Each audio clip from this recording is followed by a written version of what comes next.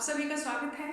हम अब से किरण प्रकाशिकी स्टार्ट करेंगे। ये चैप्टर 11 है और चूंकि कोविड प्रभावित होने के कारण ही मैं ये वीडियोस बना रही हूँ, तो कोविड के कारण हमारा सिलेबस जो है वो चेंज भी हुआ है और संशोधित जो सिलेबस है, अगर हम उसी के बारे में बात करें तो ज़्यादा अच्छा है, क्योंकि बाकी को पढ़ने से हमें एग्ज़ाम पॉइंट ऑफ व्यू से कोई फ़ायदा नहीं होगा, लेकिन हाँ कुछ नुकसान हमारे स्टडीज़ को मतलब हमारे ज्ञान को ज़रूर होगा, लेकिन फिर भी हम उसी चीज़ पर फोकस करना चाहेंगे जो कि अभी सिलेबस में बची हुई है। तो सबसे पहले बात कर लें किरण प्रकाशिकी, आपका चैप्टर नंबर 11 है क्लास 12th के लिए बुक में, और इसमें से जो भाग कोविड के कारण हटा दिए गए हैं संशोधन के दौरान वो है प्रकाश का परावर्तन।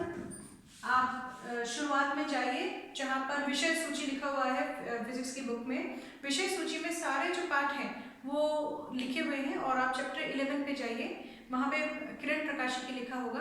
उस किरण प्रकाशिकी के अंदर सारे टॉपिक्स दिए गए हैं, तो वहाँ पर आप लिख सकते हैं क्या क्या है क्या क्या नहीं है, ताकि बार बार ना पूछें, अपनी बुक में टिक कर ले, हमेशा वहाँ जाइए देखिए। तो प्रकाश का परावर्तन है, हटा दिया गया। गोलीय दर्पण है, हटा दिया गया। दर्पण सूत्र भी हटा दिया गया है। प्रकाश का अपवर्तन और अनुप्रयोग। अपवर्तन क्या होता है, अनुप्रयोग मतलब हमें सूर्य वास्तव में जब क्षितिज के ऊपर नहीं होता तभी दिखने शुरू हो जाता है।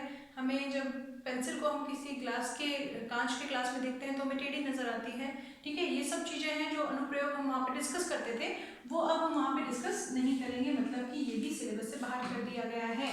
लेकिन चूंकि हमें लेंस पढ़ना है और लेंस पूरा का पूरा अपवर्तन पे निर्भर करता है, इसलिए जब मैं लेक्चर 1 पे आऊंगी, या उसको मैं लेक्चर 0 बोलूंगी क्योंकि सिलेबस में नहीं रहेगा, तो प्रकाश का अपवर्तन पढ़ाया जाना जरूरी है, बिकॉज अगर आप अपवर्तन ही नहीं पढ़ेंगे तो लेंस पर अपवर्तन का एप्लीकेशन कैसे जान पाएंगे।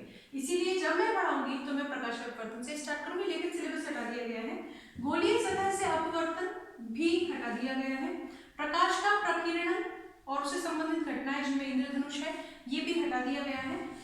फिर मैं एक बार बोल दूं कि प्रकाश का अपवर्तन मैं पढ़ाऊंगी और गोलीय सतह से अपवर्तन भी मैं पढ़ाऊंगी, बिकॉज जब आप लेंस मेकर सूत्र पर जाएंगे तो यही वहां पर यूज किया जाता है। प्रारंभिक भाग ये है और उससे निर्णय लेकर के हम लेंस मेकर सूत्र या उसका एप्लीकेशन लगा करके हम लेंस मेकर सूत्र निकालते हैं। तो लेक्चर 0 में हम प्रकाश का अपवर्तन पढ़ेंगे और गोलीय सतह से अपवर्तन पढ़ेंगे, और जब लेक्चर 1 स्टार्ट होगा तो लेंस से हम स्टार्ट करेंगे।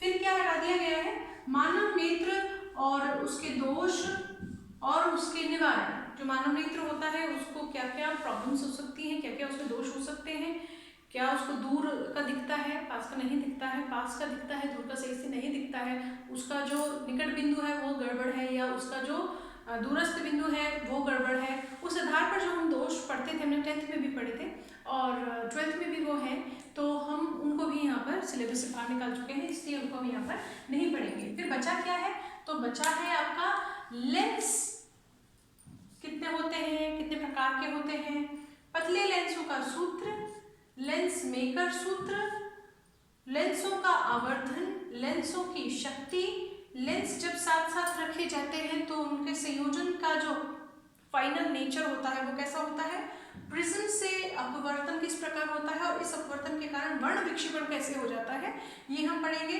सरल सूक्ष्मदर्शी, संयुक्त सूक्ष्मदर्शी, खगोलीय दूरदर्शी, और इन सभी 3 डिवाइसेस की, ये यांत्रिक उपकरण है, इनकी आवर्धन क्षमताओं के लिए हम अपना प्रकाशिकी चैप्टर पढ़ेंगे। बहुत कम भाग रह गया है, इसमें कोई डाउट नहीं है, लेकिन कुछ बेसिक्स वाली चीज़ें इस हटाए गए पोर्शन में चली गई हैं, इसलिए हम इन दो को जो मैंने गोला किया है मैं लेक्चर 0 में कवर करूंगी, और उसके बाद लेक्चर्स आगे बढ़ते चले जाएंगे अपने टॉपिक्स के साथ में। तो सभी 12th के बच्चे जुड़े रहिए मेरे साथ। मैं हूं ऋचा शर्मा, मेरा चैनल है भौतिकी, और हम लाइक शेयर सब्सक्राइब जरूर करें और बने रहिए मेरे साथ। Thank you.